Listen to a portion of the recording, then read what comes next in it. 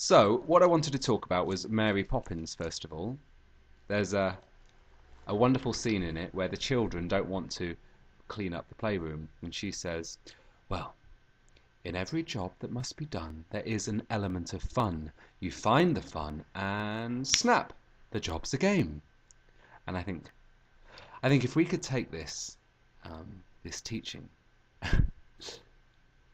into our everyday lives, there'd be a whole lot more ease and enjoyment and presence in our experience. Because what happens is life does seem, and I know this from experience, it does seem to be an endless succession sometimes of washing up. You do the washing up, and then an hour later there's a load more washing up to do. And then other things go into the melting pot of life, like having to go to the dentist, having to shave, well, you don't have to shave, but shaving, waiting in a line, waiting in a queue on the phone, having to sort out your tax return, paying bills, washing up again, then cleaning the floor, cleaning the toilets, taking the dog for a walk. All these things we sort of habitually label as boring things, ordinary, mundane.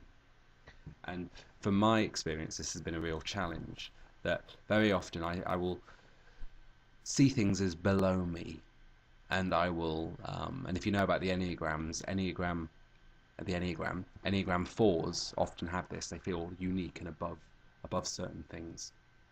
So I will think, oh well, no, I'll go on YouTube and I'll try and search for people who I can resonate with, or I will find a video that really helps me be enlightened, and or I will try and work on something, or work on my website to try and reach people, and I'll feel like there's all these spiritual things I should be doing, and then I'll avoid life, which is staring me in the face and saying, there's a sink full of washing up to be done, come and do me.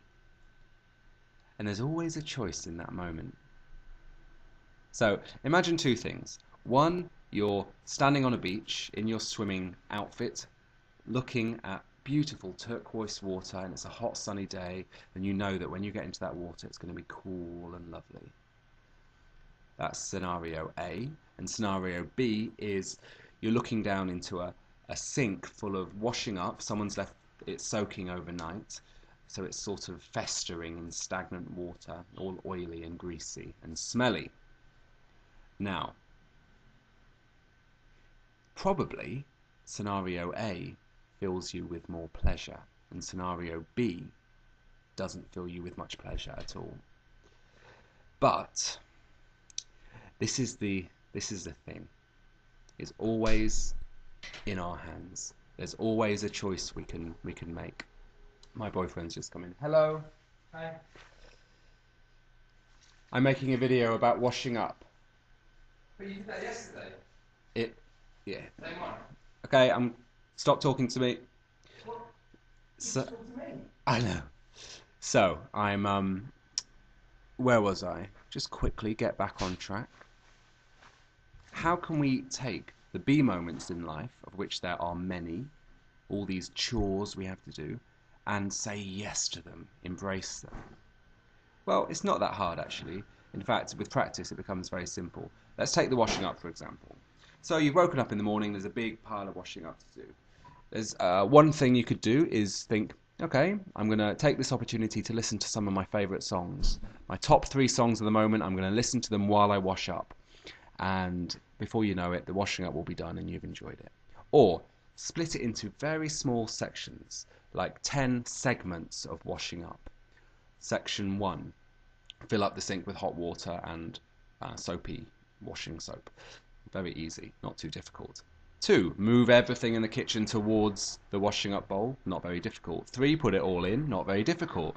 4, you have this time while the stuff is soaking, so you go and look out the window, or do a yoga stretch, or eat a chocolate bar, or whatever you fancy doing. And before you know it, it just gets done, because you realise that the moment is never actually that bad. It's the thought of washing up that is bad. But when you're actually doing it, it's fine. So I was making a video earlier. The computer froze. It got too hot and switched off. So the video was lost. And my habitual reaction was, "Urgh!" But actually, I just shoved the laptop in the freezer to cool it down, and there was washing up to be done. So I did it. And I'm so used to this. I'm starting to be so used to this, just saying yes to things like that, that I didn't even need to put songs on. I just enjoyed the flow of the water on my hands and the movements and it was all easy.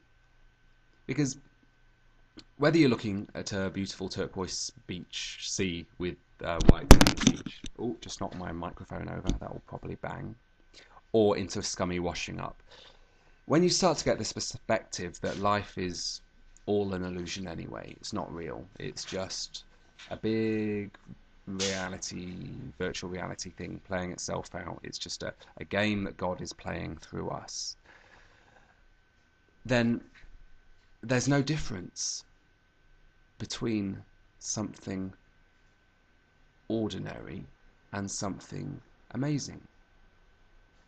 I've often actually had feelings where I'm looking at something supposedly beautiful and I've started to just be totally lost in my mind. Oh, I'm not appreciating it enough. I'm not enjoying it enough.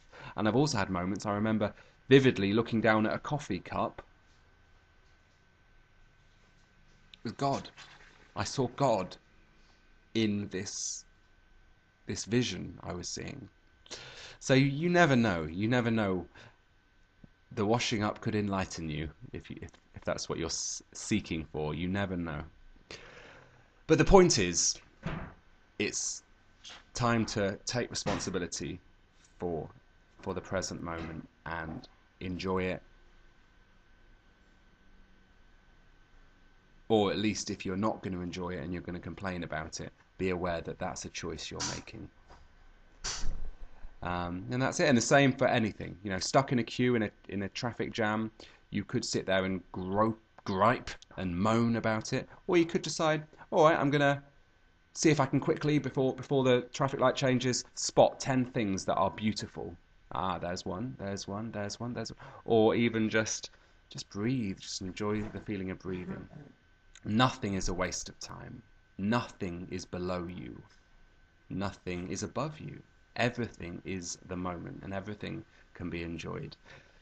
Listen to the Mary Poppins song, A Spoonful of Sugar, and watch the playroom tidy itself up.